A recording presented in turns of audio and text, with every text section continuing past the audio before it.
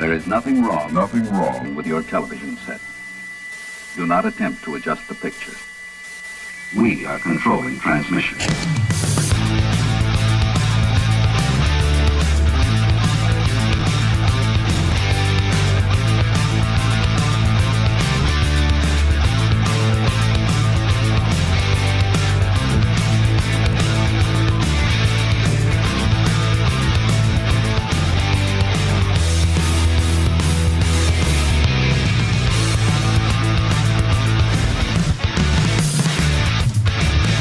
One 122. Here we are. Man, yep, we are in the Butthole Penthouse. I'm a left-hand man here as always, Hunter McCamey. Yep. It's good to be here. It is. We're talking about guides tonight. The guide to guides. Is that what we're calling it? Yeah, it's guides Q&A tonight. Guides Q&A. Well, hopefully y'all have some questions because we're just going to sit here and do nothing in it. No, I'm kidding. We are going to talk about some stuff. We're going to talk about ring types. Yep. You know, does that matter? Because there is all kinds of stuff from. Yeah. Well, you know, there's words that mean things, and then there's like names that sort of mean things. You know, you have like something that's like aluminum oxide. Right.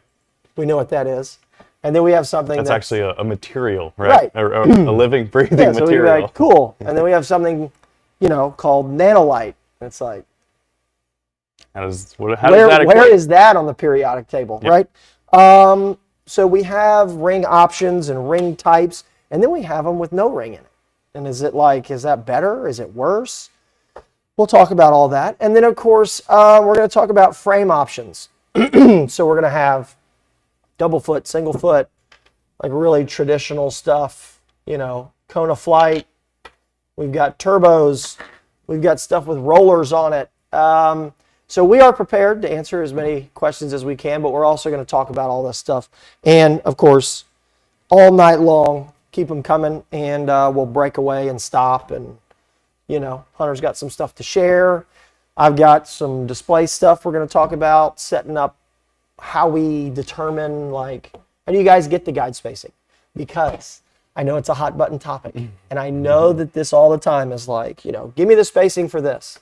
There's a lot more that goes into it than just that, and we'll kind of explain where we're at here at Mudhole when we come up with spacing. So we got to try to like right down the middle instead of, you know, go on the outliers part of it, and then, you know, you guys can tailor in the last little bit. So, is that about it? Is that what we're going to talk about? I think you covered it. Okay. You want to roll into some housekeeping to kick us off here? Yeah, why not? Or I will, I should say. Yeah, you're the housekeeper. Yeah, I'm the housekeeper. Let's get into some new products. We got a pretty good list of stuff today. So yeah, we're going to kick it off. And you guys have probably seen this stuff on the website already.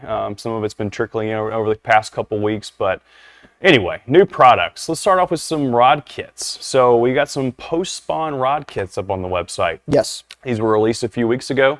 So, you know, obviously this time of year, we're in late May now. We're about to go into June. It is, it's summertime in Florida. I can tell you that for sure. It's like 98 degrees out there today. So yeah, I think the wind chill's 100. Yeah, we're in full summertime mode here. But let's talk, you know, bass fishing related.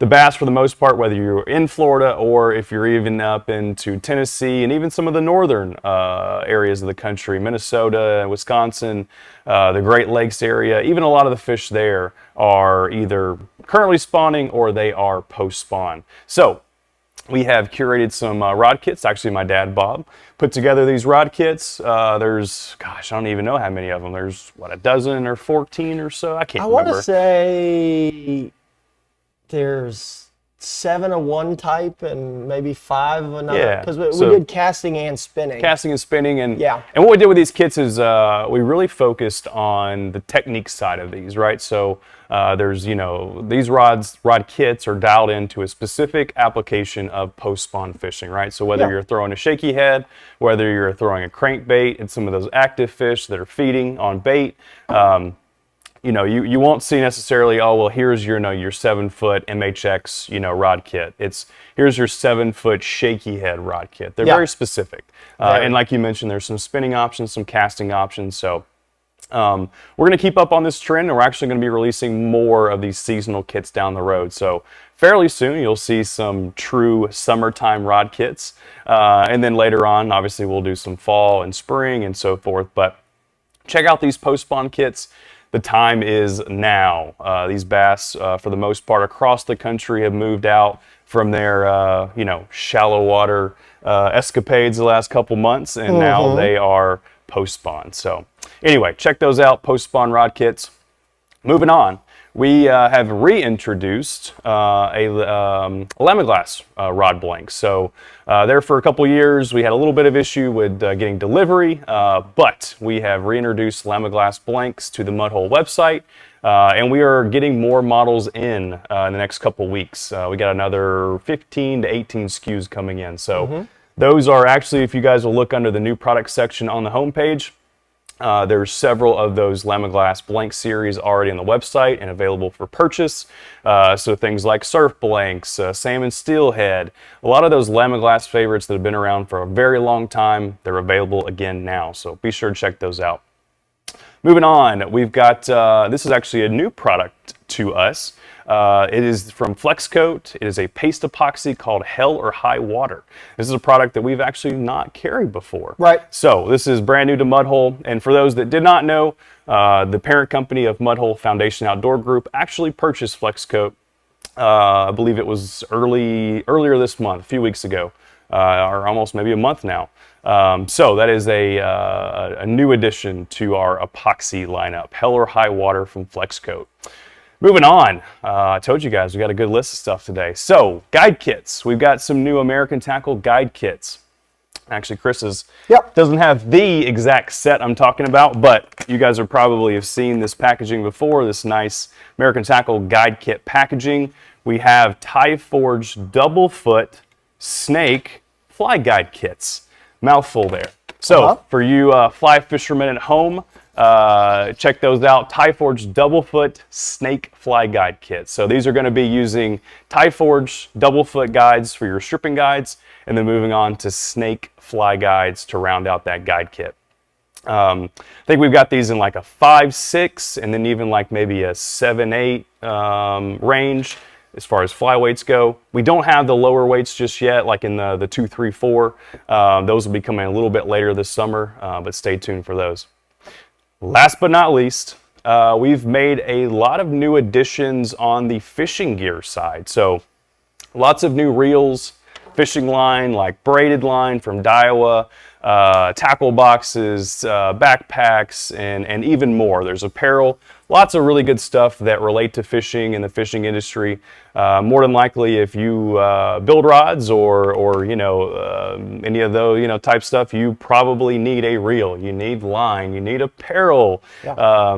And even more boating accessories. So we're really going to round out our selection of fishing gear on Mudhole, and that way it's a one-stop shop. You can get your rod building equipment and tools and components. You can buy a reel to go with it. You can buy a line to go with it. And like I said, there's much more to come. And we've got the good stuff. Yes. I mean, I was walking down there today, and we've got stuff from like no live bait needed. We've got Gambler, we've got Zoom, we've got nickel spinnerbaits, we've got Daiwa J-Braid, we got Sunline Sniper, we got it. Yep. So if you've wanted to make the trip up or down to Mudhole, there's even a bigger reason now. Yeah. I mean, like now you can really come in here and get what you need and really match it up. So it's pretty cool. Yeah, and with that said, we actually have if you're in the local Orlando or even Oviedo area of Central Florida, we have a grand reopening event happening on the 31st. So it's not this Saturday, but next Saturday from 10 to 2 o'clock, I believe is the time. I think so. And we're going to have lots of giveaways, free food and soft drinks, and lots of reps from these brands that we're carrying product-wise. Yeah. They're going to be here to talk about their products and give you guys lots of good tips on how to use those. I think we could probably still book it,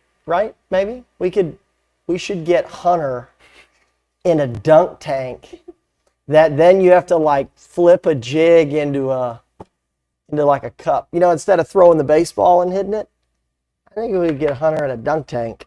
As long as I can switch positions with the person each time, they get 3, I get 1 flip. All right, Yeah. that's it. You know, Scroggins would be up there. Yeah, all I afternoon. wouldn't do that with Terry. All afternoon. No way. All right. He'd whoop me. So, is that good for housekeeping? Are we done there? Yes. Okay. So next, Almost done. we had a Mudhole Charity Golf Classic not too long ago. That was on Saturday, April 26th, I think. Yes. We had a lot of people. We raised a lot of money. We supported 3 charities. And I think the boys have a little cutaway here. We're going to take a bite of Hot Pocket and check out what happened at the Charity Golf Classic.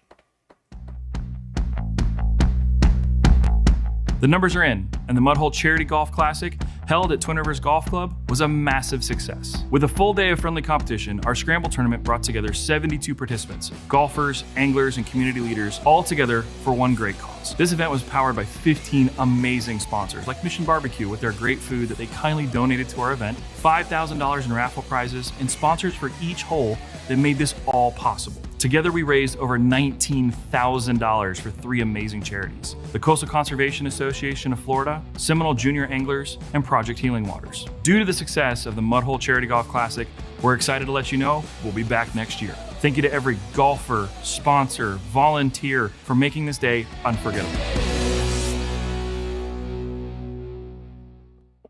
That was pretty good. A lot of fun was I was had even that putting day. with the executive out there. I was dropping them from long range with that in the water, not in the hole. Yeah, it was a blast. Over 19K for some great, charities and organizations. Our really good buddy started. I was looking back.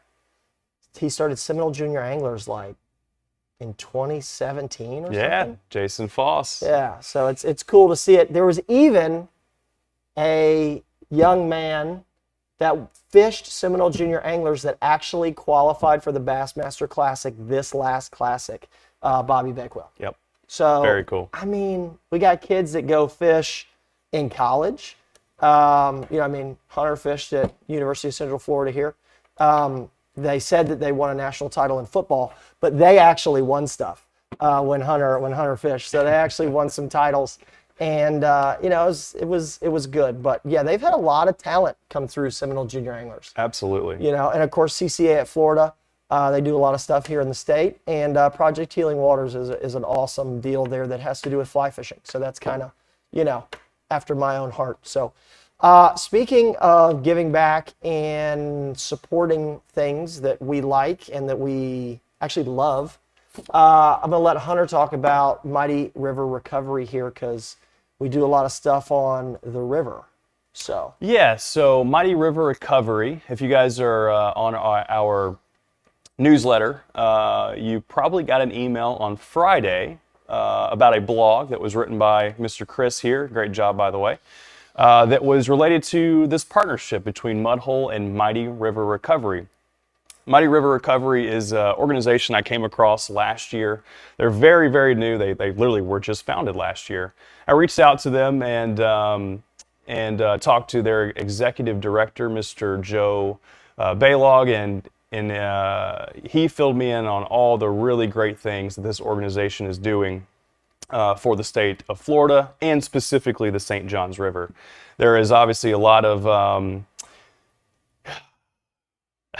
issues going on with Florida waterways. To put it nicely, I'll leave it at that. You guys are probably familiar with other organizations such as Captains for Clean Water, CCA of Florida. The great thing about Mighty River Recovery is they're solely focused on the St. Johns River, where honestly there is a huge lack of awareness and conservation efforts. So really great organization. Check out their website. It is mightyriverrecovery.org.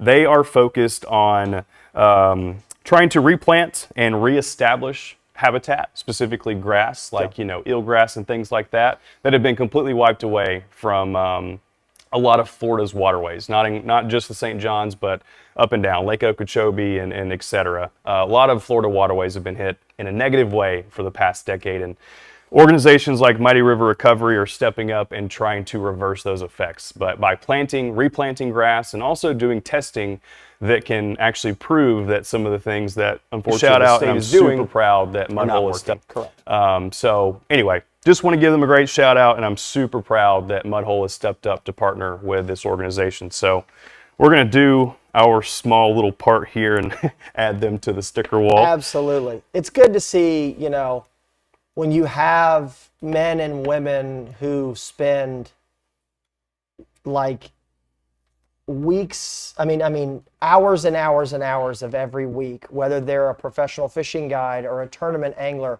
or they live on the river. It's really amazing, you know, when you actually take into account what they see on a daily basis, rather than listening to someone that sits behind a desk for a living. It's amazing, you know? It is, you know, there's a pretty lot wild. of That's all I'll say about that. there's a lot of things going on, especially on social media here, all kinds of things. But I can tell you, these guys, they have boots on the ground. They are in the water every single week, working on these enclosures for grass and really trying to reverse some of those negative effects. So That's it. if you do want to, you know, check them out, obviously on their website, they have a free membership to where you can sign up and be a part of Mighty River Recovery and just, you know, help spread that awareness. And even to the extent if you want to help volunteer, if you're in the Central Florida area, especially up and down the St. Johns River, they have volunteer efforts and opportunities. So anyway, And really maybe good stuff. maybe use them as a, you know, as an inspiration, kind of like Captains for Clean Water and Mighty River Recovery, where they're like, you know, yeah, we've got some problems in our own home state, wherever that may be from all of our viewers tonight, and it can be done, and you can make a difference. We're watching it get better and better in certain areas because some people just said, I've had enough. And, you know, like I said, the keyboarders that sit behind a desk don't always have the right answers. So get out there and find the right answers and make things happen. All right, so let's get to rod building. Yeah. The giveaways tonight. An American Tackle Guide kit of choice, kind of like this one here. Oh, and also, remember, there's spacing on the back. Just boop, scan it, and you're good to go. So that's there. AT Guide kit of choice. That's going to be a first giveaway tonight. We're going to have a CRB Pro Guide alignment tool. I think it's, is that it? Should be. No, this one. Right? Is that it? Is that it? No? We got them somewhere. The Pro Guide alignment tool, it's a big mover. It's such a great seller. We stole them from that box that's here on our table. Somebody just had to have them that bad. And then the grand prize is an MHX spinning rod kit of choice.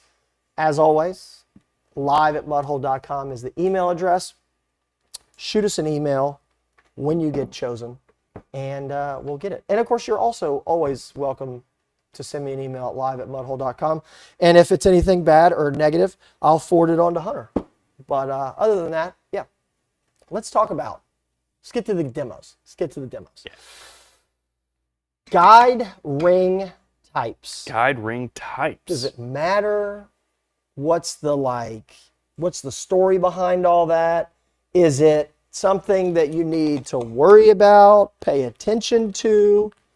You know, I'm going to go through, we're going to do, it's sort of a little different tonight. You know, we always have the 7 minutes of Q&A or whatever. I'm going to try to do my best tonight to go through the pinned questions, just so that if you're asking a question and maybe I'll try to jump on it before maybe you got to go put the kids to bed or you fall asleep watching us.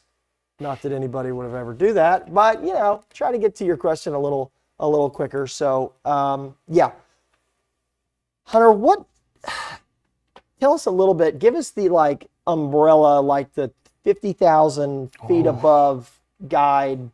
What goes on with all of these types of materials? Let's start with.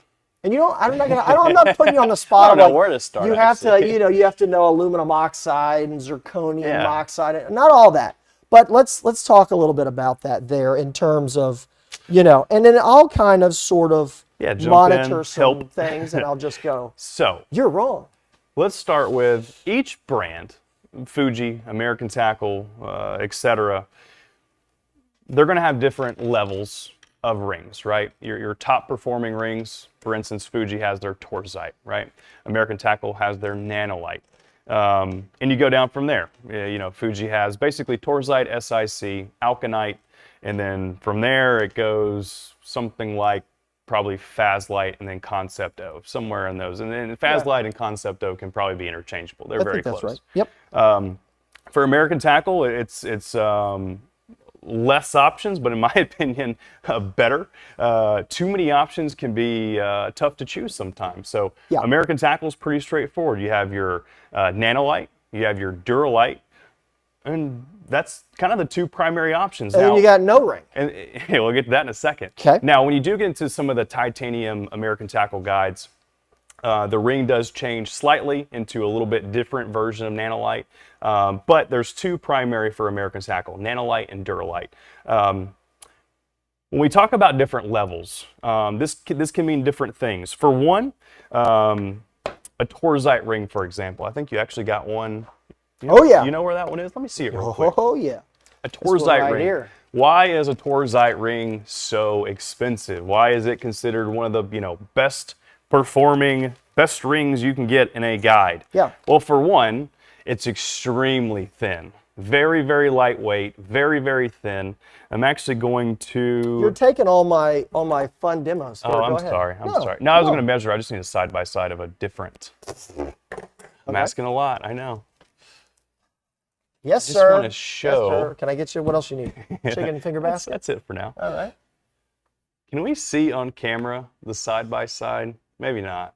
It's hard to tell. Might have to measure it. Anyway, we'll get to that in a minute. So, I guess that's a no. Yeah.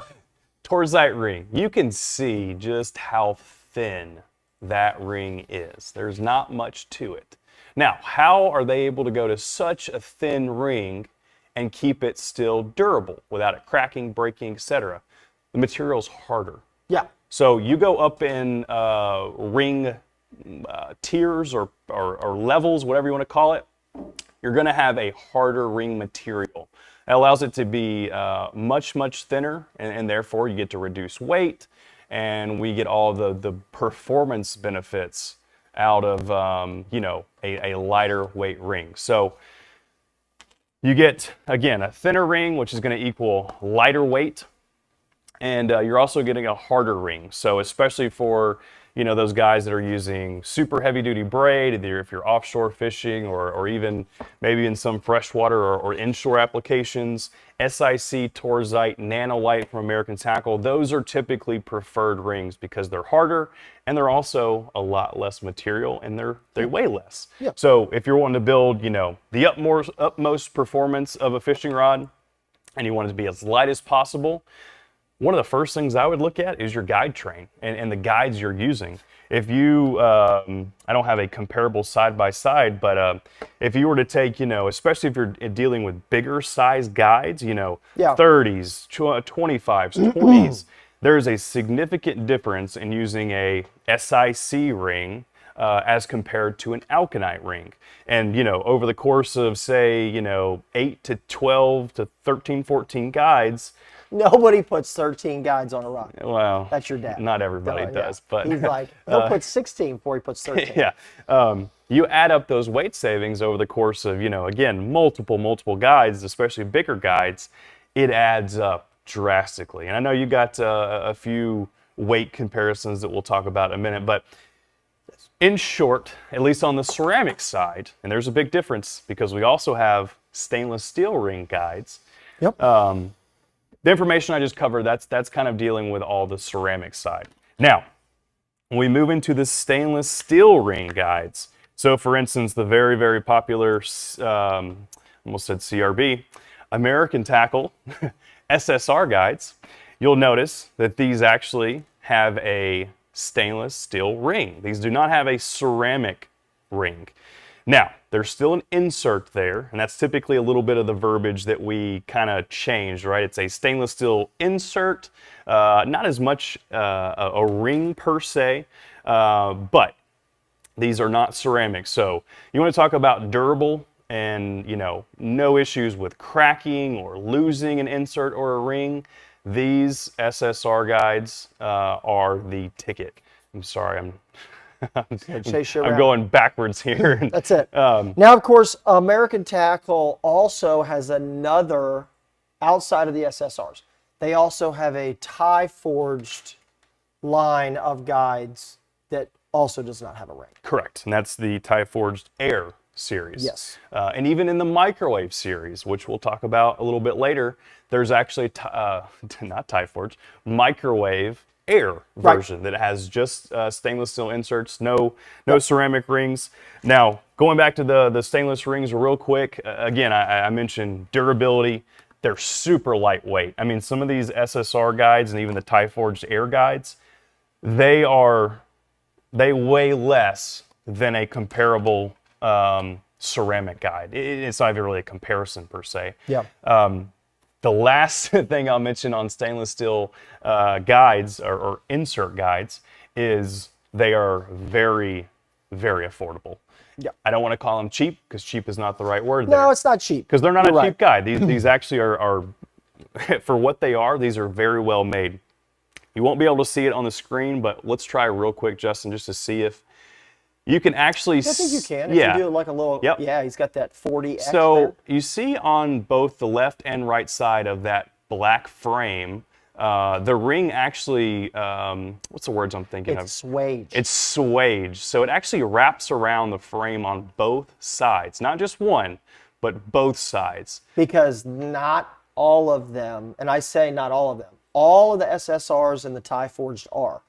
But the ones that are by other brands are not all double swaged. Right. And So that's a big factor. It is, because you get you get that sharp edge, and stainless steel, a sharp stainless steel edge versus braid or monofilament, the stainless steel is going to win every single time.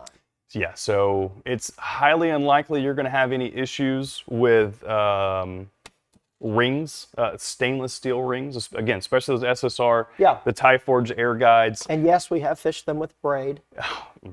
So perfectly fine. We've already no issues there. Before you ask that question, they are braid friendly. Yeah, for they sure. are. So that's kind of the two main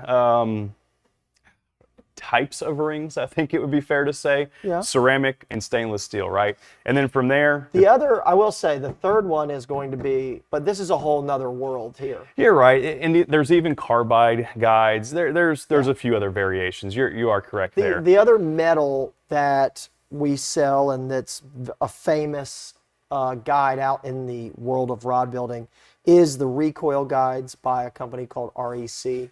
And the recoil is a titanium nickel alloy. And what it allows them to do is they have this guide that is like a ringless sort of guide. It is all titanium, and you can flex this thing like this, and it will flex flat, and it'll stand right back up. Okay? Plus, being the titanium alloy that it is virtually corrosion proof. Now, they make these in an ice guide. Yeah, I was going to say, just hold it still there. I'll kind of try to keep it. They make them in a titanium option.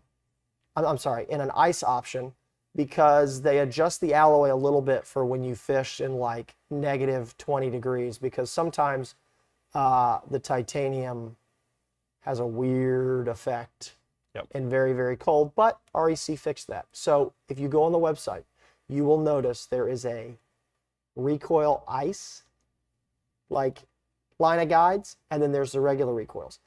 If you are somebody that really wants the titanium recoils but a ceramic insert, they have that as well. It's called the Ceracoil guide, and it does have a ceramic ring in it. These come in this single footer, they come in a double footer, they come in a single foot fly guide, they come in a snake fly guide, and they come in like all the way down to micros. Now I will say, word of caution, and Recoil or REC, I would love if you were to hear this. They are the only guide manufacturer on earth that the size of their guide does not correspond to a millimeter measurement. Okay? So this guide, I think, is a 20, and the inside is like 18 and change. Whatever, right? I don't know why that they do that. Because every other guide manufacturer on earth, the metal ring on the inside is the size of the guide. Now, if you measure inside the ceramic, it's going to give you a different size. But if you measure the outside of the ceramic and the inside of the metal, it's going to be about as close as possible to a 20. So this one is 1984, and this is a 20 high frame titanium torzite. Okay? The Recoil, for whatever reason, it's not even close. But here at Mudhole, we have taken the time to measure every single one that they make, and we have a chart under the Recoil guide thing. So all you got to do is when you're buying recoils, just slide down there and go, okay, a size 8 is like 6.5 millimeters for whatever reason. Makes total sense. I love the Recoil, so please don't take it for me bashing Recoil. It just doesn't make sense to my simple brain. So that's pretty much it. Now, I will say, back to guide rings and materials. Hunter was talking about the titanium torzite. You can see the difference. Oh man, we moved cameras. Yeah, perfect. Okay, so you can see the difference. This guide is the torzite, and this guide is the alkanite. I'm a huge alkanite guy. Been a big alkanite guy since I started building fishing rods.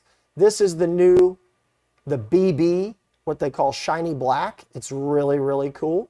I love the color, and of course, I love the alkanite. So you can kind of see there, and I'm actually going to measure these. I'm going to mic them real quick so you can kind of see, and I'm even going to weigh them.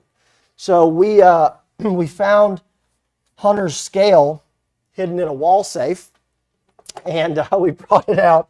We brought it out for the show, and the titanium torzite inside of the ring is 1591, okay? And it weighs 2 grams, and I think it was 0.007 ounces, I believe, okay? And this is a 20, size 20, TKLTG. You know, since we're mentioning that, Yeah. don't worry. I'm not going to get on the whiteboard. There's already been enough hate mail that I've gotten to try to keep me off the whiteboard. They actually sold it in the last garage sale. So it was in the clearance bin. Congratulations, whoever bought that. So the titanium torzite, this is a 20. TKLTG. All right? The first one, T is in titanium. KL, as in it's a KL frame. T as in torzite. And G is in guide.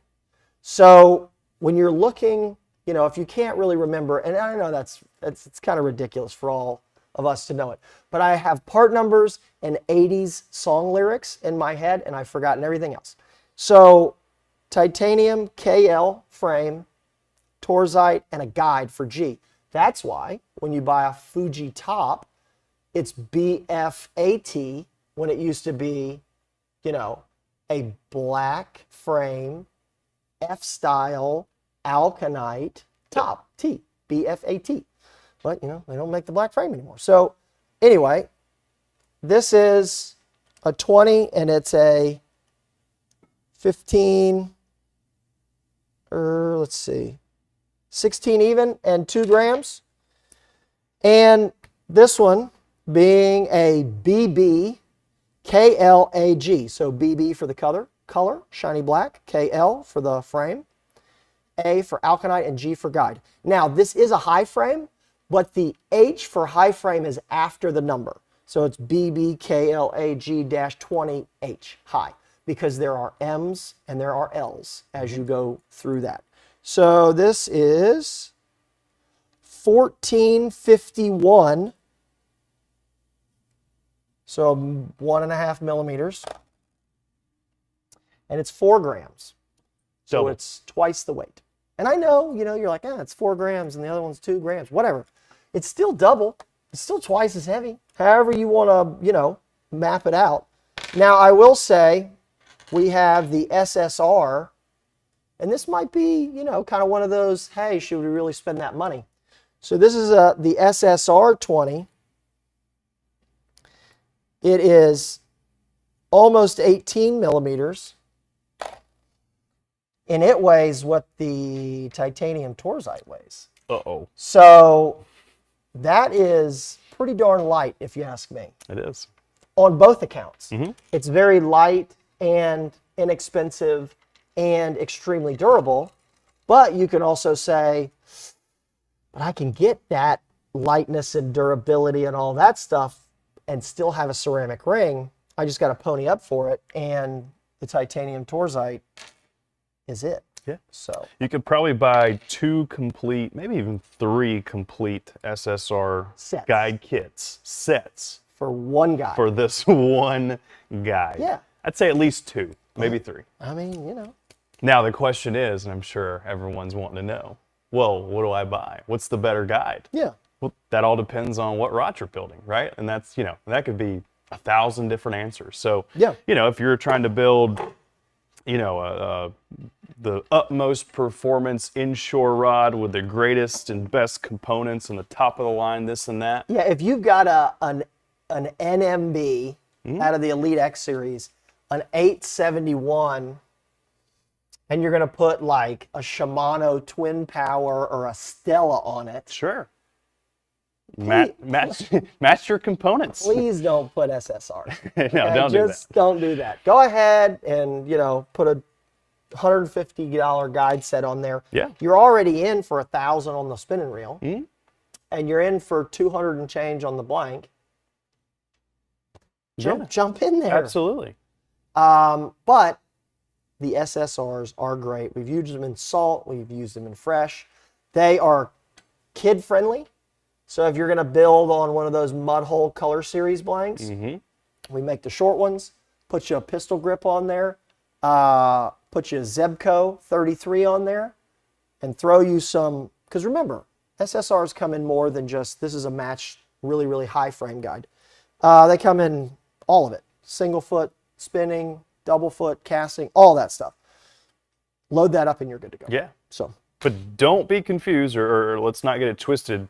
Again, the SSR guides or the Tyforge Air guides or any stainless steel insert guide is not a cheap guide. Don't base the price point on the quality of the guide, because these SSR, Tyforge Air, etc. will surprise you in a good way of how durable, how well they perform. Yep. They're not a cheap guide by any means. They're very economical and they're low price, but they're not a cheap product. right. So whether it is a kid's rod or just, you want to build a budget rod, or you want to build just a nice performing rod that doesn't break the bank, those guides are the ticket. Yep. Spinning, high frame, regular concept style, double foot guides and casting, and on and on and on. All right. I'm going to hit a couple questions here real quick. And then since I've got some in here about materials, and then we'll do a giveaway. Okay. Because I think we probably beat that horse pretty good. All right. Is the extra cost, Brian, I see you in there, Brian. Is the extra cost of SIC justified over the cost of alkanite rings in guides like the Fuji KW? It can be. It can be. Well, thanks for a straight answer, Hunter. Yeah. So, again, yeah, right. What are you using it for? So, Brian, I think we've had this discussion before, and I think you know my answer. And I'm an alkanite guy. I love it. I would love to get a little more money out of you. But if you are wanting to lighten it up a little, you can go to the SICs. It's a thinner ring. It will lighten it up. You also, I think, bring in the option of having a titanium frame, because I don't think that Fuji, maybe they used to, but I don't think they do anymore. Almost I know they don't do anymore. They don't put an alkanite ring in a titanium frame. It kind of like doesn't make sense, because the alkanite weight is going to outweigh the titanium frame. So if it's me and like day-to-day usage, I mean, you know, you fish with me. It's alkanite all day long, right? But if it's like more of a personal rod that I'm not just handing to everybody, I might put SICs on it. So you're gonna gain a little there in terms of the lightweightness of it. I don't think that there's any kind of, you know, we can argue all day if it's like, oh no, it's more sensitive and it's more whatever. I don't think it is, but it is, you know, it's scientifically proven to be, SIC is a harder ring material. We've hit them with hammers here, so like both of them are pretty darn durable. If you break really any of the modern rings out, like you have done something, I promise you. We actually tried to do a video shoot here where we were cracking rings, and boy, did we really have to get after it to bust them. So, go ahead. Yeah, let me add on there. I think a couple of use cases, or at least one in my mind, that really makes sense to go with that better performing ring, whether it's, you know, SIC or Torzite or whatever it might be, is if you are, and I'll give a very specific use case, you're building a tarpon rod where, you know, you're going to have, you know, and I'm not talking about 20, 30 pound tarpon. I'm talking about big boys, right? 80, 100, 200 pound tarpon.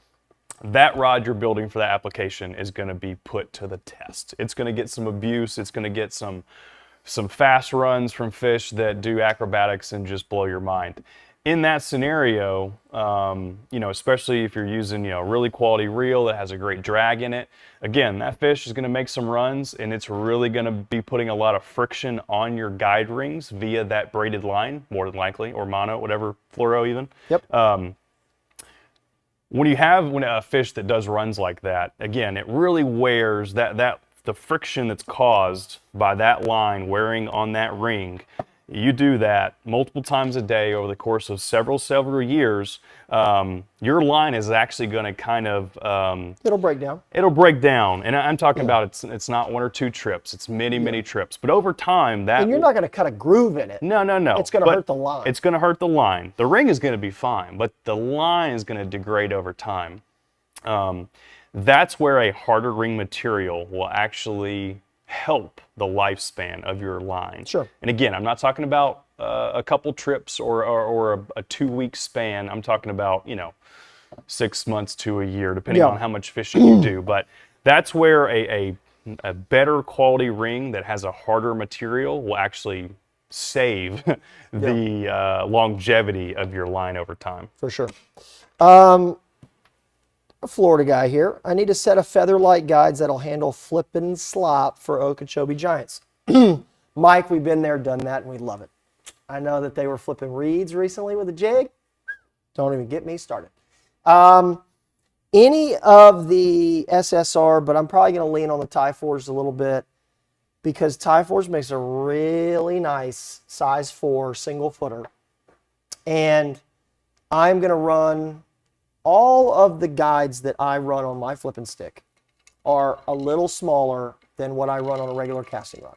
The reason is, and I'm sure you've had this happen, when you are going down, you know, your hyacinth mats, or you're going from reed head to reed head and you're flipping pencil reeds and stuff, and you're swinging it out and you're going, okay, next, and you go to the next one, and then you go to the next one. So what can happen is most of the people that are doing this are turning their rod on its side, right? So they flip it out like this, and then the reel is over here, kind of like this, right? Like that, it's on its side, right? So you flip it, and it's on its side. That means all your guides are on its side, and they're all sticking out this way. And it comes back to you, and it goes back out, right? So, these left-handed reels and these kids. So, when it goes out and it comes back, if your guide is a little taller, it's going to hang on there. And it's going to hang on like the 3rd guide or 4th guide back. It's real pain. So I've noticed that Hunter and I both do this. If we're using a 5 as a regular casting, we go down to a 4. nobody's using, and I hope you're not, but nobody's using braid to fluorocarbon leader to pull 9-pound fish or more or 8s or whatever out of the heaviest cover that Okeechobee's got. You're not doing it. You're using straight 25, sunline shooter, or you're using 65-pound or 80-pound braid. So you're not worried about knots. So the good news is I would run the tie forged. I do one double foot guide that's like, a 5. And then I would run 4s all the way out. And then I would run a 4 or a 5 ring, depending on like what blank you choose, because not all, guides have a 6.5 tube with a 4 ring, or maybe a 4.5 ring and a 6.5 tube. There are some American tackle guides that have a 7 and even a 7.5 tube with a 5 ring, I believe. Because long time ago, before Hunter and I and his dad sat down and developed the FP series, flipping and pitching series, or flipping and punching. Your dad always gets me on that one. We were noticing that flipping rod blanks were all coming with like 7 and 7.5 tops, and nobody had a small ring with a 7 and a 7.5 top. So we made sure, above all else, that flipping stick, whether it's a FP 937, a 6, a 5, FP 885, all of it, it's got a 6.5 top. And then that way you can put a tiny little ring tip top and still get a 6.5 gauge tube.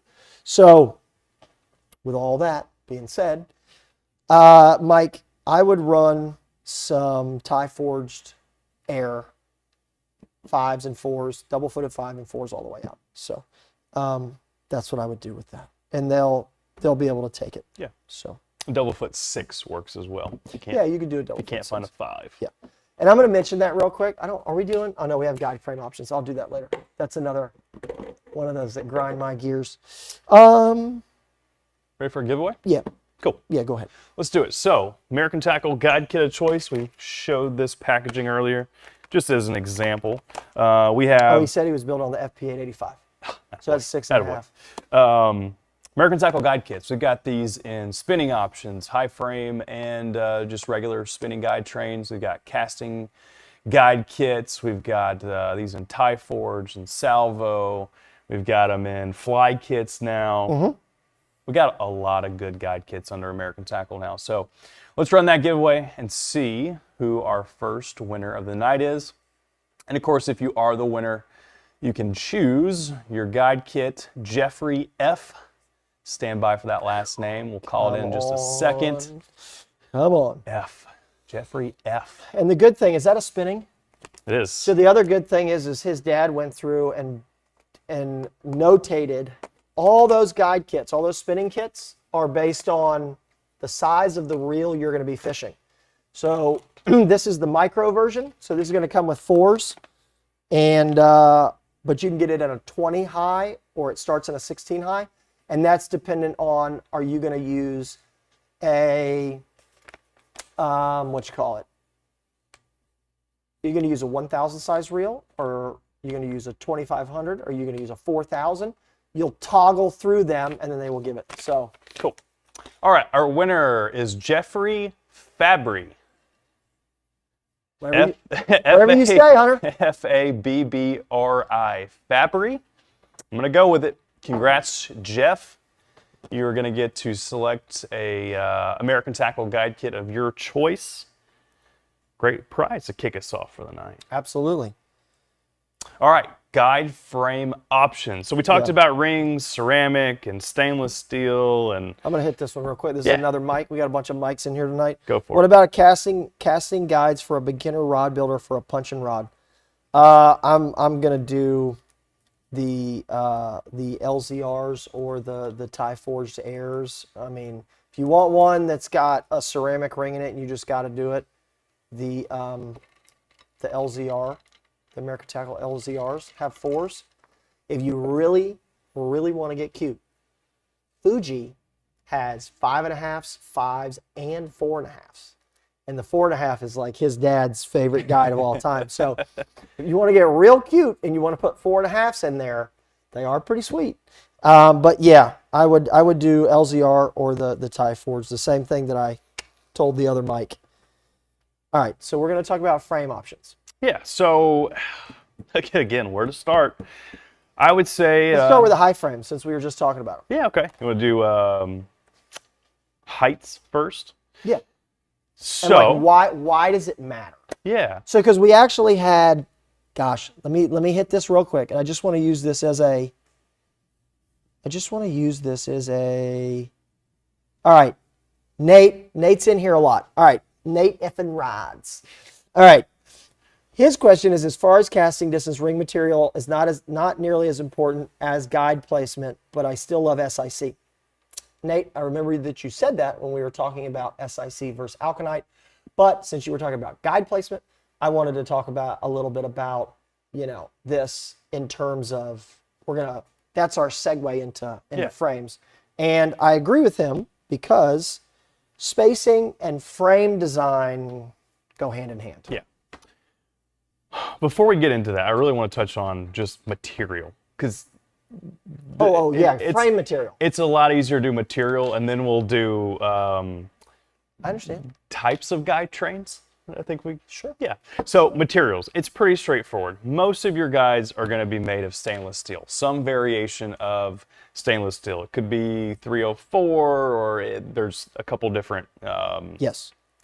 alloys, material, I don't know, it's whatever. It's alloys. Yeah, and then of course you do have your titanium options, which are going to be a little more pricey, but they have their benefits. Even in REC, they've got some titanium options, and of course Fuji does, American Tackle does. All the major guide brands, component brands, are going to have titanium frame options. When should you use a titanium frame option? Well, I think there's two kind of main reasons there. One, titanium is going to be, like Chris mentioned earlier, titanium is going to be almost virtually rust proof. If you buy a titanium guide set and it rusts, then you don't have a titanium guide set. It is some variation of titanium alloy or a stainless steel mix of titanium. It's not titanium. If you have a pure 100% titanium guide, it will not rust. So for you guys in the saltwater world, I highly recommend using titanium guides for that purpose, especially if you're not very good about cleaning off your equipment or your rods at the end of a fishing trip. Shame on you, but Yeah, shame on you in the but first we got place. you. But we got you. Your titanium guides will save you because they will not corrode or rust. Now, the secondary option there is, again, if you are building you want to build the top of the line rod, and you're matching it up with that Stella reel, and you've just got the best blank, why not throw on a very high quality, top of the line guide set? So for instance, you've got the Fuji titanium Torzite guides, so titanium being the frame, Torzite being the ring. You've got your American Tackle titanium guide options. There's endless amounts of options in custom rod building. So again, to break it down very simply, basically two types of frame materials: your stainless options and your titanium options. Yeah. Within that, obviously, you can get very detailed. There's wireframe guides in the fly side, et cetera. But in my opinion, the frame side is much easier when you're deciding than even ring material. For sure. Now, where it gets complicated on the frame side, choosing a guide frame or what have you, is choosing sizing, and even for that matter, height of guides, because as we've mentioned several times up here, high frame spinning guides, it's a very popular I was choice. gonna say it's not hard for me to choose. No, I choose one guide. It is the preferred guide train these days. If you're building a spinning rod, whether it's inshore or for bass or for panfish, whatever the application is, and I'll speak for Chris and I, we recommend high frame guides. What that allows you to do is you can use a taller guide, but a smaller ring size. So for instance, and let's go that one. Already got you set. Perfect. Right here. So Chris has got, what do you got here? Size? A 20 high and a 25 a regular. Let's put them down Concept. see if I can actually hold these guys. Let's go this way. So Hot Pocket's giving you the shakes.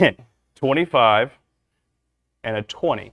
And you can see this one right here on my right is actually the higher of the two. Even though it's one size smaller, And they are like super it's close. It's super close. But again, this right here, this on my left, this is what we refer to as a concept height guide. Yep. Because it's not cone of flight. And this one right here is the high frame. Is real dopey and it's like short. Yeah. There's your cone of flight. Yep. And you can even see how much bigger you have to go with the ring to get the same height on this cone of flight. This is some like 1989 stuff going on here where you have, you know, cone of flight and that's a 30 and then it goes like 30, 20, 16, 12, you know, Yeah. like that. We don't do that anymore. And there's still a lot of factory rods out there that use cone of flight to this day. Bless their heart. Now, again, what is the advantage of going with a smaller ring with the same or even a little bit more height? Well, just think in terms of weight. What's going to weigh more between these two rings, the size 25 or the size 20? That's easy. The size 20 is. So we can go with a smaller ring that's going to be less weight and still accomplish the same height. Now, why is height important? Well, for a spinning rod, and this is specifically for spinning, we traditionally do not have, I guess there are a few high frame double foot or casting guide options, but that's a whole nother story. For high frame regarding spinning guide trains, you can take that, you know, size 20 high, then you can, you know, you don't even have to go to a 16 or a 12 for that matter. You could go all the way down to a 10 if you wanted to. Yeah. You go a 20H, a 10H, down to maybe a, you know, 5.5 or a 6L or M. Yeah, And I go 20, 10. Well, it depends on what my running guides are, but yeah. Yeah, and then right into running guide. So again, instead of going 25, 16, you know, 12 or 10, you could just cut out a bunch of sizes that you don't need because those high frame guides allow you to do that. And what I was mentioning on the spinning rod side, or the why we need those high frame guides, or regardless of a high frame or not, why do we need the height in that first guide or even the first couple guides? Well, Chris is going to put this spinning reel in the reel seat, and obviously that thing, it does not sit low or close to the rod blank like a casting reel would. It sits off, and therefore you're going to have, you know, line coming off in coils. It's going to be off of that rod blank, you know, coming off from the spool here. So, you know, where a casting rod or a casting reel, your line's coming off here, we can keep that first, you know, stripping guide for the casting rod very, very low to the rod blank. With the spinning rod, it's a different story. We got a lot of gap here between the rod blank and the spool on this reel. So to make sure we accommodate for that, we got to have that height of this first and even first 3 or so guides. They need to be off this rod blank to accommodate for the line coming off of that spinning reel. Yeah. What he said. All that. So, and to get even more into that, we always like to tell people that, we always recommend that when you have a rod to build, you need to have the reel to build it with. And that is, we love it when we have a casting, you know, and we can do that. We love it even more when we have a spinning reel, because the thought process behind all of this with the high frame is, hold this for me, Hunter Man. Mm-hmm. So what you technically want is from the, this is going to be hard with the, I don't know, what did you guys do to this? Like, there's like 8 yards of line on this reel.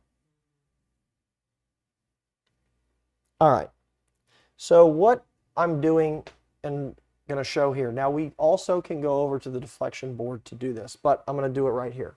And in a sense, we are going to go from the center line, center axis of the reel, every spinning reel go right here on the spinning reel. If you notice, the spinning reel is going up towards the rod blank like that, right?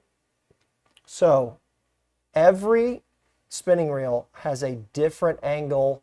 I don't even know what it's called, but I'm going to call it the angle of attack, right? So it's coming back towards the rod blank, and they're all angled up. Then there is a point where that line is actually going to intersect the rod blank. Come up here to this one for me, Justin. So this one right here. Yep. And I know the angle is not perfect, but you're going to get the idea. I haven't moved it at all. And what we want is when we take the line from the center axis on the reel, we want it to go through this one here, then come to this one right here, then go through the middle of this one. Okay. Hang on, let me try that. There we go. And then it's going to come out here and it's going to intersect the rod blank. And if you notice, it's shooting through the middle of this one too, because it's going to come through the rod blank right here. But we want it to go through the middle of this one. And this is what we're talking about when we go from a 20 high to a 12 high to a, whatever this is, low. It looks like a 6. Then there's 5s out here. But we don't really, you see where the line intersects, but we need a guide here, right?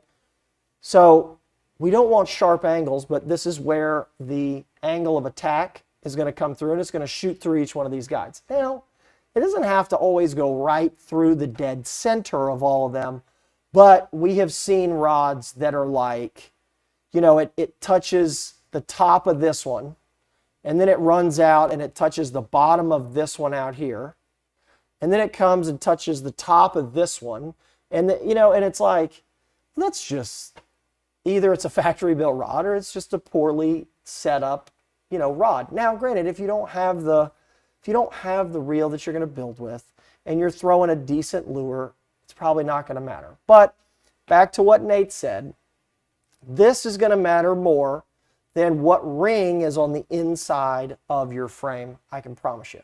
So that's where, you know, you can also take this line and pull it out. You align the line roller to where it's right level with the axis, the center axis on your reel. So like I have you can see this is one side of the bail and the other side is here. And then what you're going to do is you're just going to match it as it comes out. And you kind of have an intersection point, and then there it goes, right? So that's a good way to do it. And when you have all of this in your deflection board, or if you have a rod building friend here who's going to hold it, you take your guide tubing and you put all these guides on with masking tape or tubing, and you get these 3 done. These are the 3 most important. You could honestly put, like, you know, for casting. Now, granted, you definitely, with your guide spacing out there, you still have to worry about it. But for casting, those are probably going to be your more important alignment in terms of spacing and getting everything right. And again, this is a 2500 BG. We might go in there. Justin's going to sell me a Stratic he's got on his desk. It's probably got a different angle of attack, so we got to change it up. I see you smirking over there. I told you I got the cash right now.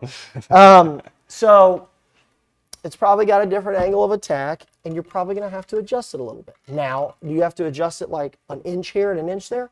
No, probably not. But goodness, we're building a custom rod, like you might as well get it right. And you know, that's kind of where the American Tackle microwave stuff comes in, because we've got a microwave guide here. And big shout out to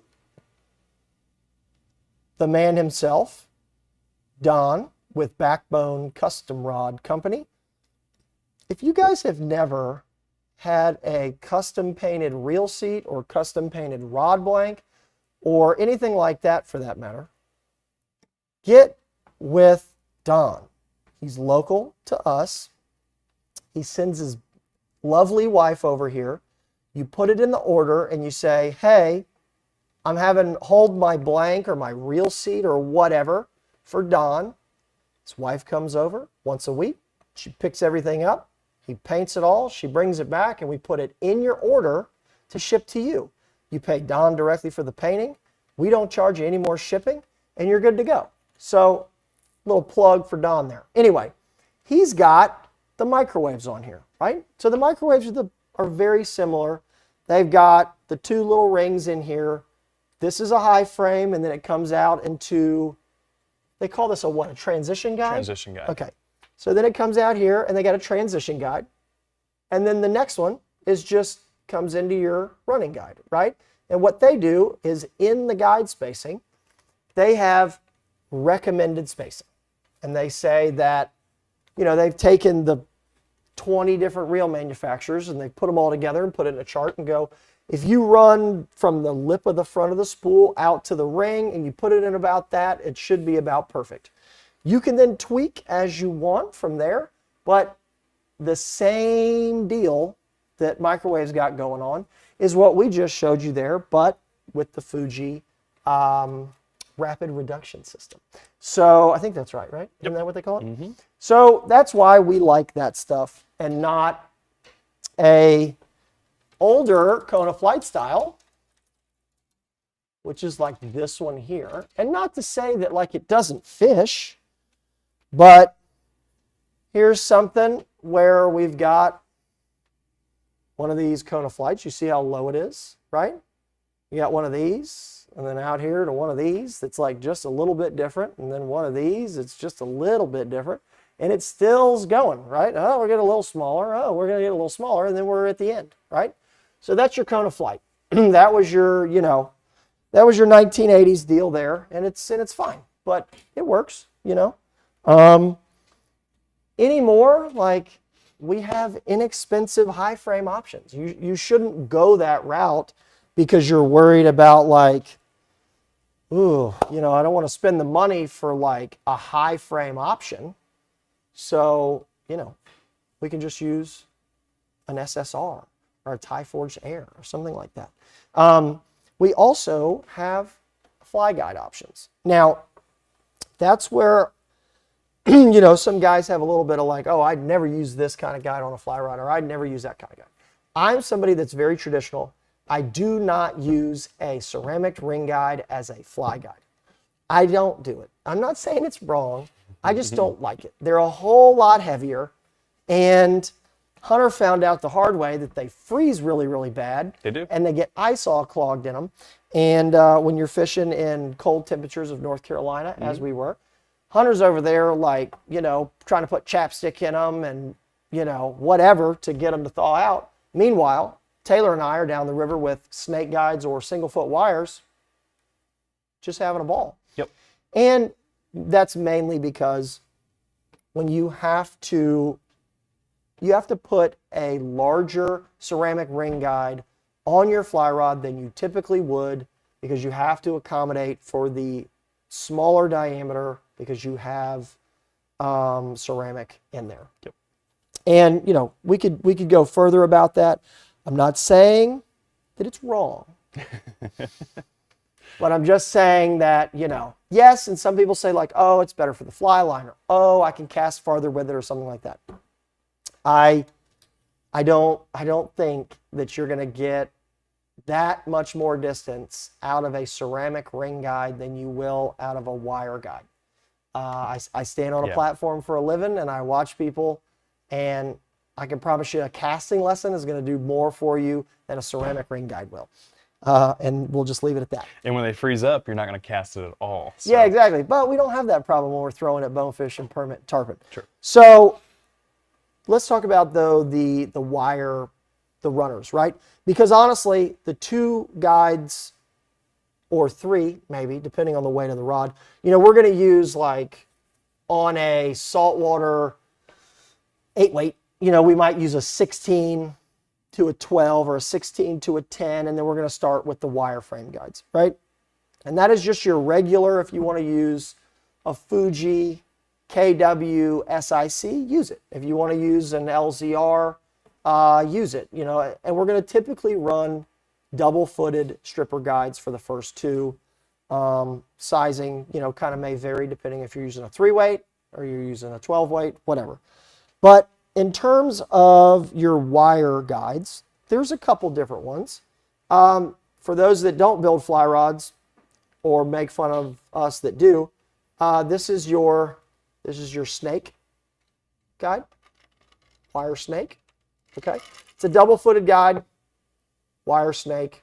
It's very, very lightweight. It's durable. It's a stainless steel. Now, they make a wire single foot, and shame on me, I didn't grab it. That's my fault. But it really just looks like this, except there's no insert in it, and it's made out of this material here.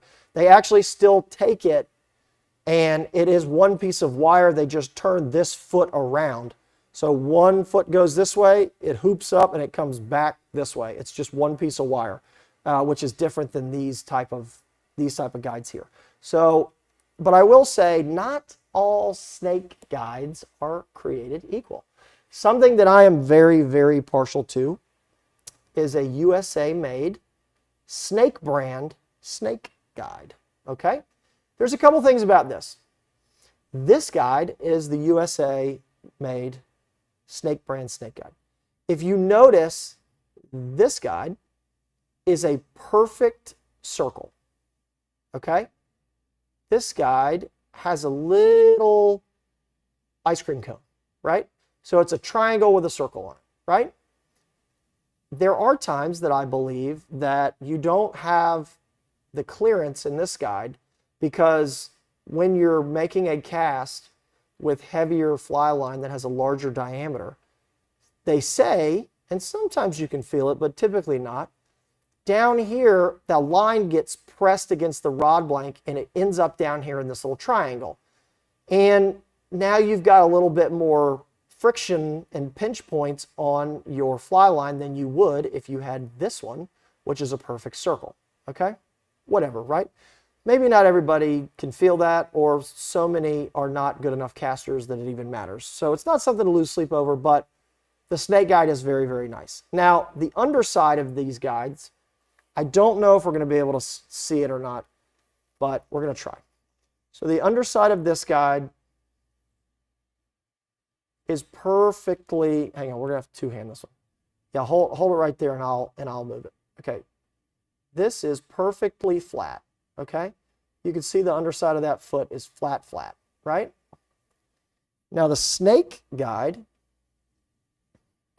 actually has a tiny little, I'm doing this in like a mirror, right? I think you can get maybe a little, it's concave, almost there. Oh, I got it. Hope you guys can see that. The bottom of that foot is concave, and it lays on your rod blank. Just, it's beautiful, right? And the foot is pretty nice too. Now I will say that foot could use a little work, but that's mainly because I'm using size A thread on a fly rod. But there's your snake brand guide. It's got a concave foot, and it's just cool. All right? So we could nerd out about fly stuff all night long. I know that there's probably like 3 of y'all in the group tonight, but if you got any fly questions, you can hit me up at live@mudhole.com, because I love that stuff. But that's kind of the difference in your snake guides. Yes, the snake brand guides are probably double, but they're certainly way less than a titanium torzite.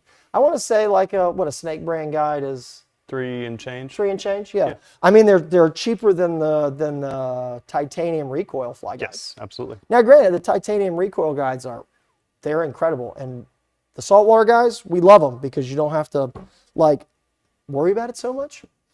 But they're awesome. I will say, if you get the recoil titanium guides, they're virtually impossible to like grind the feet, especially just with a Dremel or like a hand file. It's the titanium alloy is tough, and they do an okay job on the foot, but it's not great. I think it's just the nature of titanium. The other thing is use either tape or guide bands, and make sure you got it secured, because when you take a double foot guide and you wrap one side of a double foot guide, we always say you want to be able to manipulate that guide a little bit, because you might wrap one side and then look down it and then you're like, that needs to come over this way or over that way or pivot a little bit. The REC guides are so flexible that you can't hardly move them. So you got to be aware that and you got to kind of grab the entire guide to try to maneuver it, or just get it the best you can on the first shot, because you'll try to, if your guide is tied down on that one side and you try to move it, it's just going to flex and then come back. So do your due diligence to get it straight and where it needs to be before you start throwing thread on that thing, or it's going to be a little frustrating. But it's an incredible, it's a great guide train. I know we have guys that use the ceramic recoils as the two strippers. There's some manufacturers out there that do it. Hardy does it. Scott Rods do it.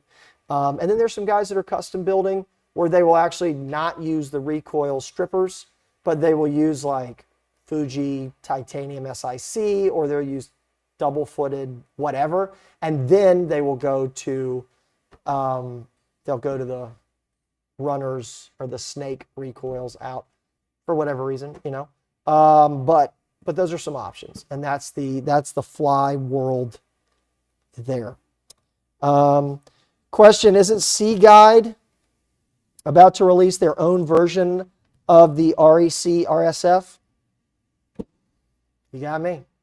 I have no idea. I'm not a Sea Guide guy. Not sure. So yeah, I am not sure. Let's see. Do you got anything? Well, I'm gonna. Yeah, let's do a giveaway. Yeah, do a giveaway, and I'll kind of look here and see if there's any. Number 2 of the night, so we're going to do the CRB Pro Guide Alignment Tool. It's a really good tool for put that thing in your reel seat. You can use it for obviously aligning your guides. You can also use it for aligning your reel seat. A lot of good stuff there. If you have a split seat, you can use it for doing the spacing between the two sections there. Lucas E. Oof, E. I don't know if that's I was gonna say that. That's not a good last name initial there. Yeah, that can be. At least for my pronunciation, it's not. Stand by for that last name. Lucas E. Oh, yeah, here. Do you have a hand wrapper with magnets on it? Hey, there it is. There it is. This little gadget. And there's actually 2 in the set. This looks like the smaller version. Yeah, it's a double, and it comes in that nice wood box. Mm-hmm. And it's, like I said, it's so popular. Somebody decided to... Oh, there it is. Lucas Erickson. Nice. Not too bad. Congrats, Lucas. Make sure if you are a winner of one of the giveaways tonight, email Chris at live@mudhole.com. live@mudhole.com. And we'll throw in a gift card if your great-great-grandfather was Leif Erickson. No good? We don't have any? We don't have any magnets over there? Yeah, give them here. Thank you. So, we have questions, and I don't always know the answer to it, but Nate was talking about some of the guides that are stainless still react to magnets. Let's see what this one is. Yeah. Oh, God, snatched the Dremel. Careful. Yeah, I think it's going to be... That one, not so much. Some aren't as strong as others. See, there's your titanium Torzite. Should not stick. And it doesn't. But I'm guessing... Yeah, there's your titanium there. It doesn't stick. But, I mean, to some extent, none of this is pure stainless. No, it's and not. there's got to be... I mean, the stainless part of it, it's not stain-proof. They call it stainless for a reason.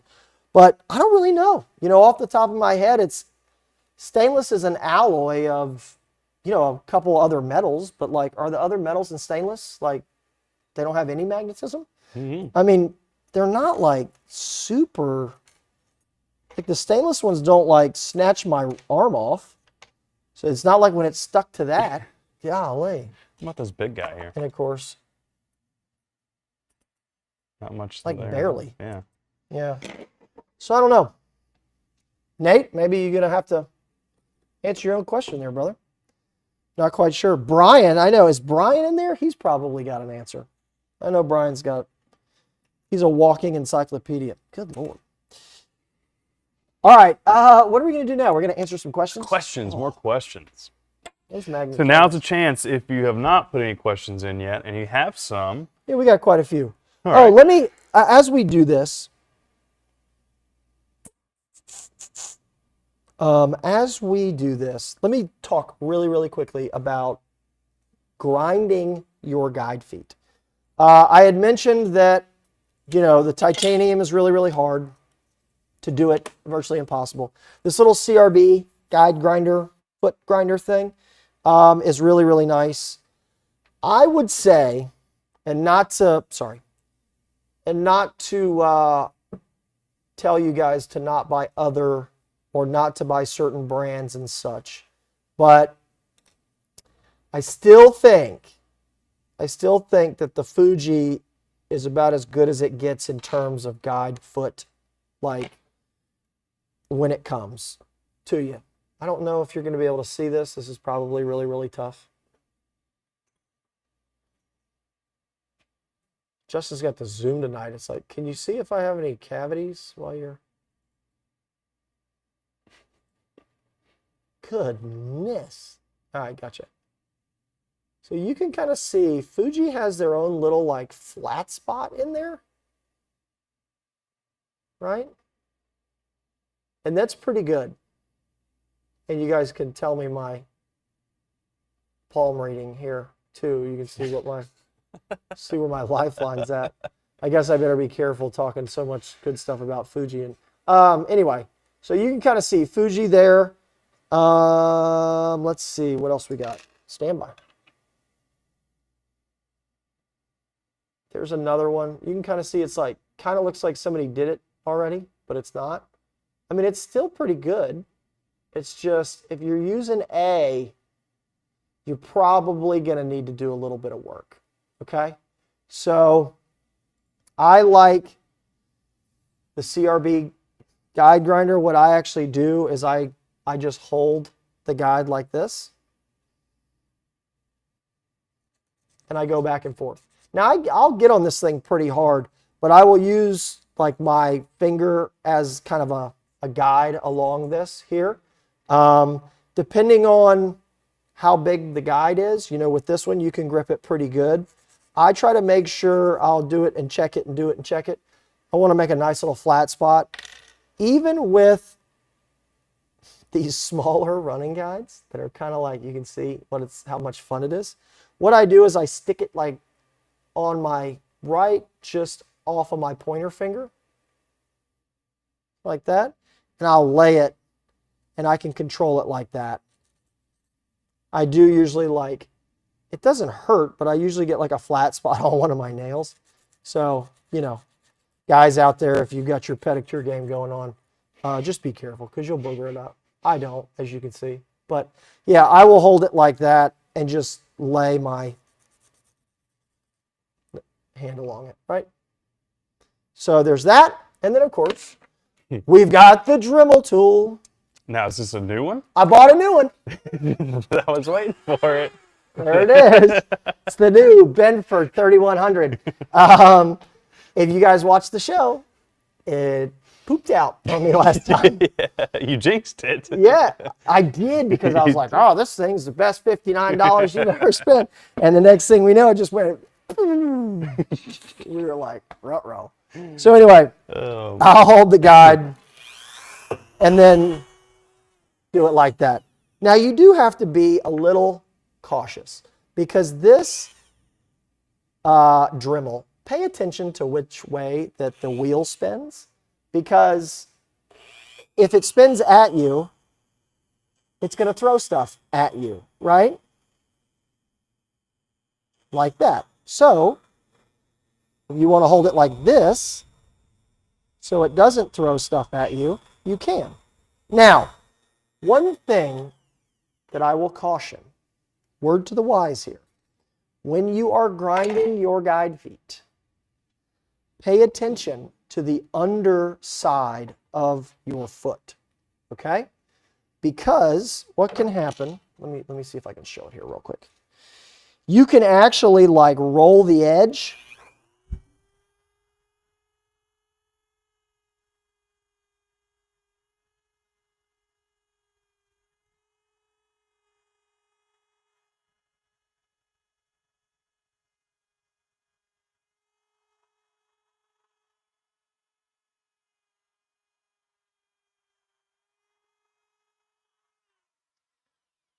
I don't know if we can see this, but we're going to try. We'll get Justin on the Zoom cam here.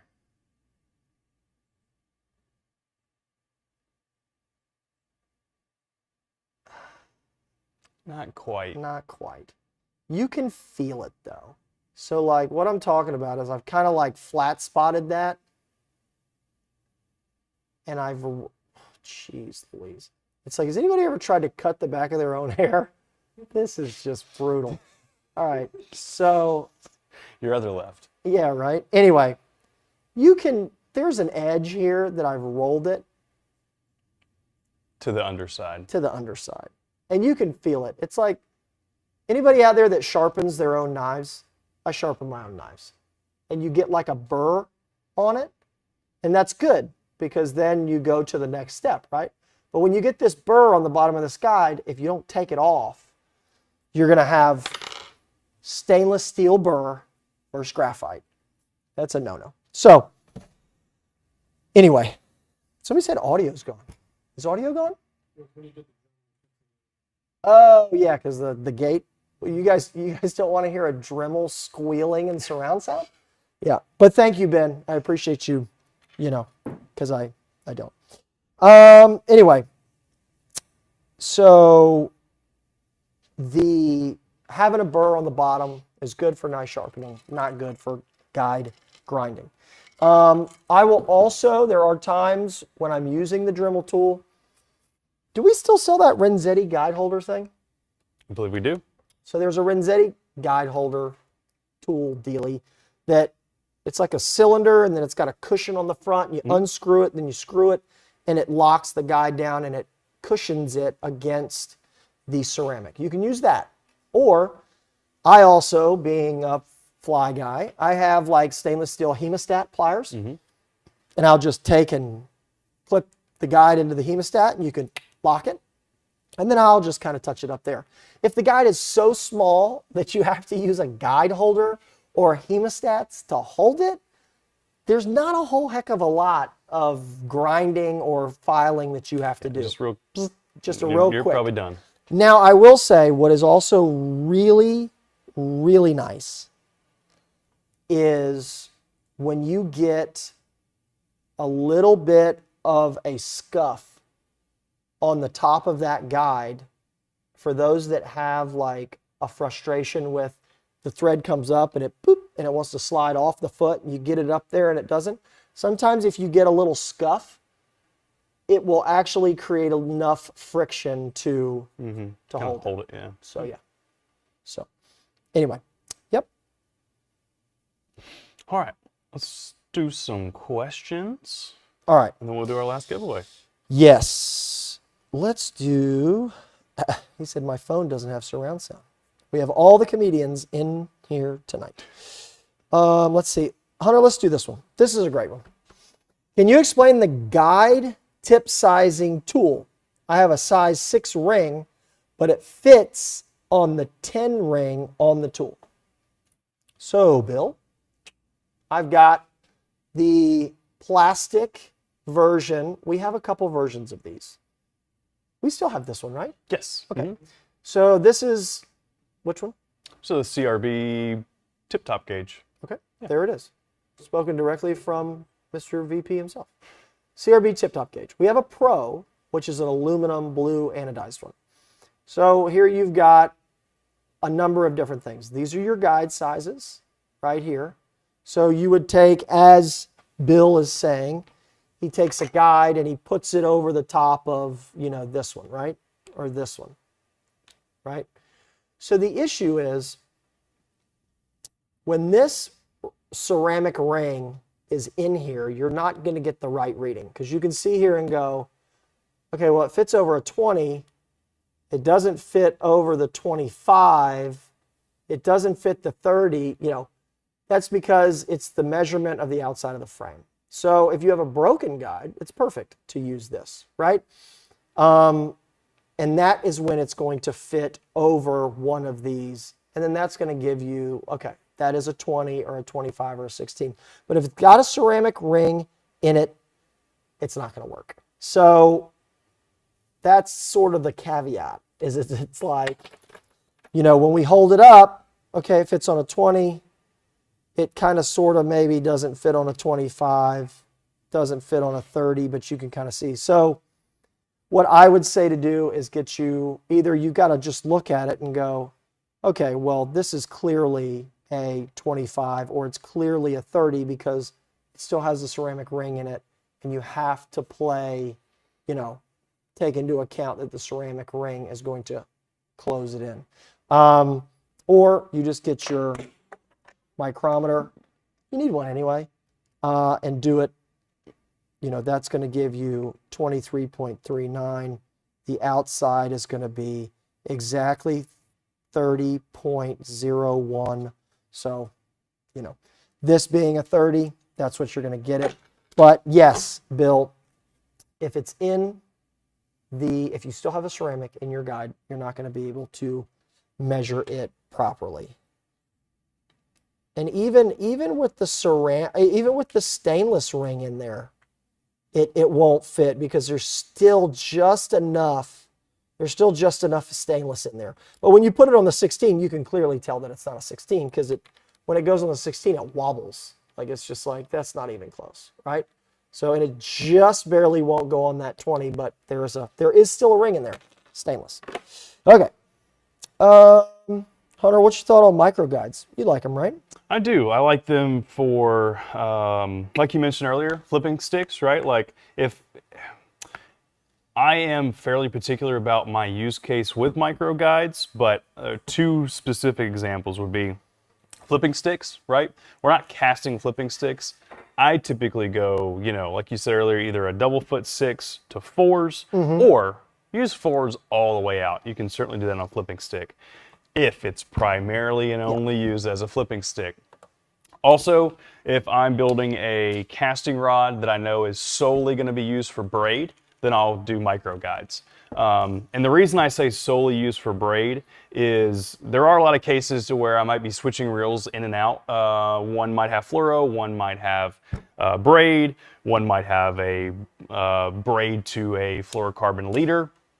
In situations like that to where I might be using fluorocarbon on that particular rod, I usually don't use micro guides. It's just a personal preference for me. I feel like with fluorocarbon and micro guides, those two things don't necessarily coincide very good together. Fluorocarbon has a lot of memory. It doesn't like to go through very small guides as easily as braid does. Now, will it work? Absolutely, it'll work. But if I'm going to be using on that rod, if I'm going to be kind of going back and forth between straight braid or you know, using some fluorocarbon on that rod, I'm probably going to go with like size 5s, 5.5s, maybe 6s as my running guides. I usually don't go down to 4s, but again, that's personal preference. So yeah. Somebody had a question: the titanium versus this recoil in a similar size. I'm getting that they're both. I'm getting a similar 2 grams. What's going on here? you just got to give it a second. Well, I don't have a second. You're too quick. I know. I can give it to you in milliliters. How about that? No, the titanium is still 0.07 and the recoil is 0.07. So again, you know, similar sizes, but you know, the height. They don't make a recoil and a high frame. If you're listening, REC. They're not making a recoil and a high frame. So that's where the issue comes in. If we have very similar ring sizes Okay, I can't even tell you what this one is because if I measure it, it won't be the right number. So like, but look at the height. So I've got to get, you know, a lot bigger of a ring here to match the 20 just for the height wise. So, and then if you do that, there's going to be more metal. It's going to be more, way more. All right, let's see. How about distance from the reel to the first stripper guide? So on the spinning reels, when we do the high frame stuff, I believe the American Tackle says like 19.5 to 20-ish, okay? And they're measuring from the end of the front lip of this spool right here to the ring on the first guide, okay? Now on this one, which is a high frame, I am very, very close to that, I think. I was going to say, is it too much to ask for a tape measure? Hold that. So I believe, because I use a lot of the high frame stuff, that it's still very, very close. Yep. From the lip of that BG to the ring is 19.5. So if you've got a 2500 size spinning reel and you've got a size 20 high frame in a titanium torzite and an American Tackle tie forged whatever, if it's high frame and it's 20 and you got a 2500, 19.5 is where you want to be. Now for your casting, anywhere very, very similar, because what Bob's always taught us, like between 20, 21, 19, 20, 21. Yeah, usually 20 rule of thumb, but yeah, 21. Here. Now, the other good thing is, if you're like kind of pitching like that, right? You're like pulling it out and doing it, you can bump it up a little bit. Or if you've got a rod that's real stiff down here, you don't have to worry about it flexing. So from the line guide that runs out to the ring on that is 20.5. So 19.5, 20.5. Now, why I've got this, I wanna mention something that is gonna either make people agree with me or make people tell me that I'm stupid, which I like doing often. So you remember when you guys are like, oh, what size running or what size stripper guide should we use on our casting reel? You see this guy right here? Come on in here, Justin. Let's get nice and close. You mean your first guide? Yeah, right? The first guide, right there. The other first guide. The first guide. That right there, look how little that is. So why, other than height, why is the line going to come out of that and then come out here to like an 8 or a 10? Doesn't make sense. Doesn't make sense at all. So the line coming out is 3.39 millimeters. All right? 3.39 coming out of the reel. This one out here is 6, okay? It's probably even bigger than I would use, but that's pretty good.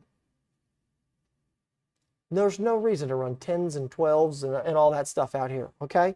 Other than, hold that, other than, you know, worrying about, oh, you're a left-handed reel guy. Get out of here with that silliness. I'm the silly one. Other than worrying about height, which, I mean, I'm okay with that. Yeah, that's good. There's really no reason to have 10s and 12s out there when you've got line coming out of a 3.5 millimeter hole. So keep that in mind. All right? Great point. And with all those low pros, it's not a problem. The only reason that we might have an issue with it is when we had an 80 when we had an 80 wide on this thing. So that's a 47 roller from AFCO. Okay? So the 80 wide is up here like this, right? It's giant. Going down to a roller, but that's also why they have a roller, because it's got a top and a bottom on it. And then we've got a roller, and then we run it to turbos. And then we have a roller on the top. So this is the one, if you guys have seen the, mud hole episode. You're not gonna break it. Where we fight the shark from the beach, that's this rod. We take and we fly the piece of meat out there on the drone and all that stuff. So it's pretty cool. All right, let's see. We did the distance, weight there. Let's see.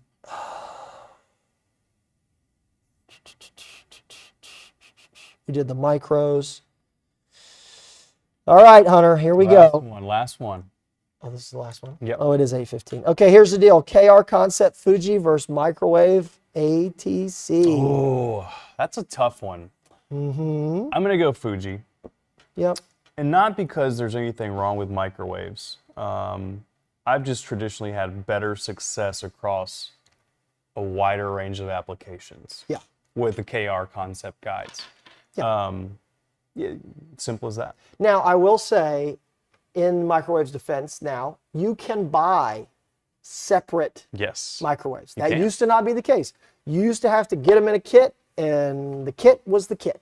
Now you can buy and adjust a little bit. Mm-hmm. So I like that aspect of it. But for me, I like the Fuji frame. I like the Alkanite. So like I'm just, Yeah. as a high frame, KR Concept, I'm just going to get the Fuji one. They've just been really, really good, but there's certainly nothing wrong with the microwaves. No. People love them, and we sell them like hotcakes, I mean, as far as and they work. an effortless cast, and, Yeah. and I think that's a big difference, right? If you want a guide train, if you want a rod that performs effortlessly without, having to really any detriments along with it, Yeah. microwave is the way to go. Yep. All right, so we're going to do two real quick. We'll do this one about a transition. So this is a spinning. This is a FP885 built spinning. I wanted to maintain. The question is about, I know that this is not a casting rod. I know it's not a casting rod. But we're going to talk about both, but really, really quickly. Why would you decide double foot stripping transition to single foot runnings? So you can do it a couple ways. Having the double footers back here provides a certain amount of height with a certain amount of stability that I like. And then I don't need the extra weight and the extra thread wraps and the extra hassle out here of having double footers. So I run singles, right? Now, quick answer there. We're good. You don't on an 885, and we catch sailfish on this one, or we catch snook on this one, and we catch sailfish on the one that's, a power tip and all that. We're not using more than like 4 to 5 pounds of drag. We're using, 20-pound line class. When we use braid, we use 30, but if we're using monofilament, we're using 20. We're not pulling on those fish hard enough that like you're going to need a double footer. For your casting stuff, you can get away with single footers in all kinds. I mean, we've talked about a flipping stick and 80-pound and 65. We run 65, not 80, but some guys run 80. And we put those through all kinds of craziness, and the single foots have never failed. There's really no reason why that you have to only use like a double-footed stripper and then go to singles. You can absolutely use just all single foots all the way out. I like the way it looks. It's kind of a more like traditional look, but I don't think that is there any reason that you can think of why that we have to run a double foot guide as like 1 or 2 strippers going out? Like you mentioned, other than height. That's the key factor there. Yeah. We're in a lot of cases we're forced to use a double foot guide to achieve the height that is necessary. And I don't have it. That's way more prominent on the spinning rod side than the casting rod side. Yeah, because real quick. This I think this is an 8. Hold that. I think this is an 8. Is this an 8? Yeah, it's an 8. Hold that. So there's an 8 double footer. And here's an 8 single footer. I think they're different in height. On some models they are. See, that's a little bit different in height. Okay? Same guide ring. Both 8s. And you got different heights. Okay? So Remember what we were talking about earlier? And I'll even throw this in there. Yeah. Let's just real quick. I struggle. It doesn't matter. We keep saying I'll real just- quick and we just keep I'll going hold it. longer. I get it. Obviously, we're sitting off. You know, Yeah. our I want to say guide ring. Line guide. Our line guide is sitting off of this by, you know, what? Little. A little, however much that is. If that line guide is sitting on top, and I'm figuratively speaking here, not you know, Yeah. exactly, but if that line guide was almost touching that rod blank, that single foot 8 would work perfect. But our line guide is not sitting on the blank, it's sitting off the blank by a little bit. Yeah. So we want to try to not match the height of that first guide to Or this line guide, transition. but close to it. Yeah. So that's the reason why. Also, when I say that I use a 6, this is why I use a 6 and this is why I use a double footer, because I can maintain a little height but drop to a 6. If I was to use a 6 single footer, it would be even closer, which if you want that, knock yourself out. But that's why going a double footer is going to give you a little more height than a single footer. And then the last one, how many running guides is too much? Or all the guides? Does more guides equal better? No. There is a, and I can't think of what I think. Diminishing returns? Yes, there is a law of diminishing returns. If you've got 20 guides on there, you're going to add enough weight and other crap, and you just don't need it, okay? So that is why that we talk about doing static deflection. That's why we talk about follow along when we give you some guide spacing, and then you tweak from there, because we do that. We go through and we're like, what if we added one more guide? And then we go, well, we don't need it. Yep. So it starts to get silly at that point. So anyway, all right, that's it. Let's do a giveaway. Giveaway. Dang Last it. giveaway of the night, and we do have a special announcement after the giveaway. So Oh, yes, stick don't around. leave. Don't leave. Don't quite Don't leave leave. All right, giveaway number 3, last one of the night. MHX spinning rod kit of choice. A lot of really good kits, spinning rod kits on the website to choose from. Let's see who that winner is. Nathan S. Stand by for that last name. It's a good one. Give us a I'm good hoping one. it's Smith. Would be nice. Or Samuel, or Yeah, right. something easy to pronounce. You know, somebody asked us tonight, like, what the best hot pocket is to catch catfish, and it's the one with hot dogs in it. You know, the hot dog hot pocket. Like as bait, or just to eat while you're fishing? I don't really know, but I think that way you cover both bases. Nathan Sherwin. I'll take it. Nice. Congrats, Nathan. Great prize there. Make sure you email live@mudhole.com so Yes. Chris can take care of you. Sure win. Perfect. Is that it? What do we have next? I think that's almost it. Yeah. Okay. Here's the announcement. The Memorial Day sale is live on the website right now. And you're the first people to know about it. You guys, because we love you so much. Thanks for watching, and you got first access to the sale. 20% off orders of $200 or more, and that includes clearance. So whatever you see on that clearance item, whatever that price is listed as, you're going to get another 20% off of that. Yep. So 20% off $200 Yeah. Or more. or more. You know. Yeah. Put 500, 600 in there. 5,000, go knock for it. yourself- Yeah, all of knock it. yourself out. That's it. We got to get Hunter a new beard trimmer. So if you Yeah, mine broke. yeah, Apparently. I can see. Yeah, right now. Yeah. So anyway, if yeah, you guys run over there and do that, and then of course we appreciate everybody watching tonight. Had over 300 with some really great questions. Thank you for sticking around. Somebody was saying that they got like tornado warnings and such. So, you know, good Lord. Stay safe out there. The weather's it's been crazy this year. Yeah, Crazy, crazy. for sure. Next show is next month, and we're doing turning grips, and it's also going to be like a Q&A based show, but we're going to make a big giant mess in here. We've got cork, and we've got the RBS Pro G2, we got your mandrels, and we're going to show a couple different ways of how to do that, how to find the center of a circle of your cork rings or your EVA rings, things like that. So yeah, join us for, I didn't catch the date on that. What was the date? June on 20th. that? June 20th? Perfect. 24th? Oh, sorry. 24th. Hunter. That's what I said. That's right after what? The summer solstice? Yeah? Come on, Uncle Phil, read a book.